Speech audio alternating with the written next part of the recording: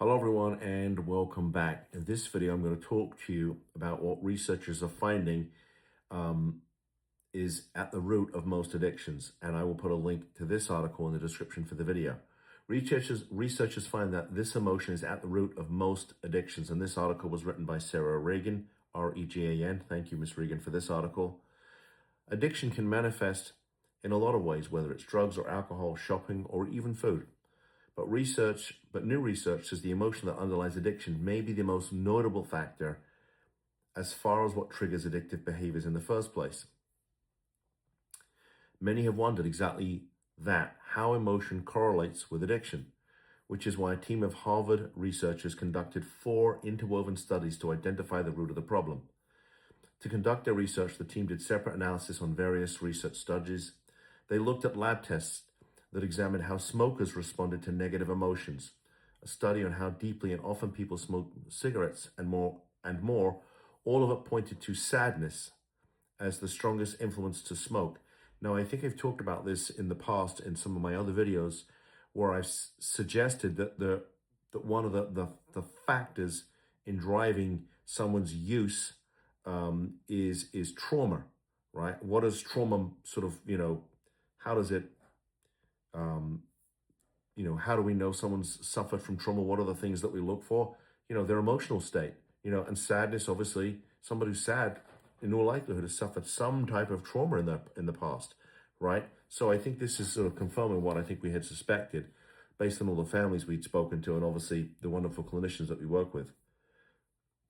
In a national longitudinal survey of 10,000 people, the sadder the survey participants were, the likelier they were to smoke and even replace a decade or more after quitting. Relapse a decade or more after quitting. In another, 425 smokers watched different video clips and wrote about personal experiences. The participants who had to watch a sad video had higher cravings to smoke than participants who watched a neutral or repulsive video. A new perspective on addiction. The team's lead researcher, Charles Dorison, notes that these findings offer a novel perspective on the underlying cause of addictive behavior.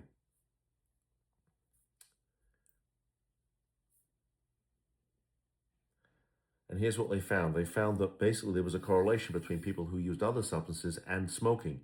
In other words, sadness, aka trauma, is at the root of a lot of, drug use and addiction and things of that nature.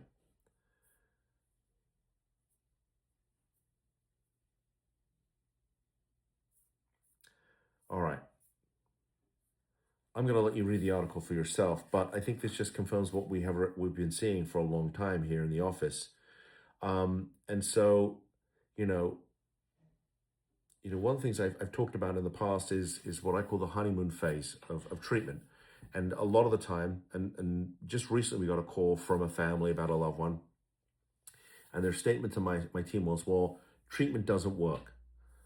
Okay, well, when somebody says it to me, I want to know what they mean by that, because in our experience, treatment does work, and the legal, system, the way we use the laws down here in Florida to get somebody into treatment and make sure they stay long enough is the catalyst for the treatment to begin. And typically what I find is that when somebody says treatment doesn't work, what's really been going on is this person has been in and out of multiple treatment centers. They go, they leave, they go, they leave, they go, they leave. Okay, they stay for 10 days, 2 weeks, and then they leave. And what's happening?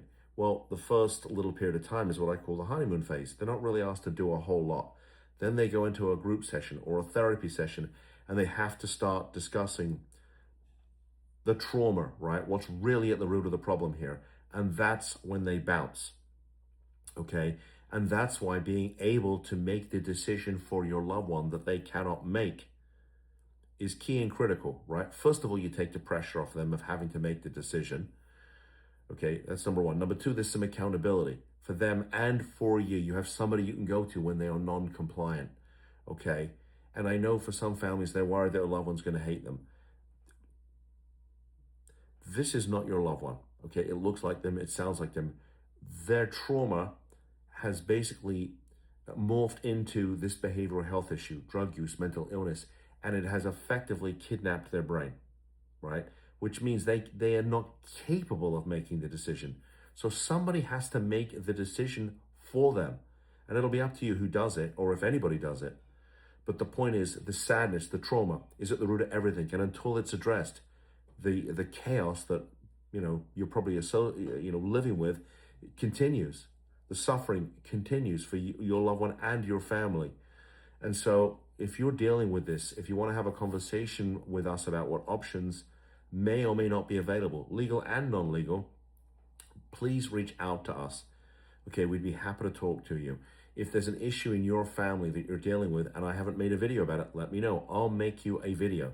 Post it in the comments. Chances are, if you're dealing with this issue, another family is also dealing with it. And I make these videos so you can get the information that you need, so you know you're not alone, and there may be an option so that you can finally end this nightmare that I know that you're living in. If you like this content, please give me a thumbs up. If you want more of this content that I make every single day for you, please subscribe to the channel. And with that said, thank you for tuning in. I'll see you in the next video. Bye-bye.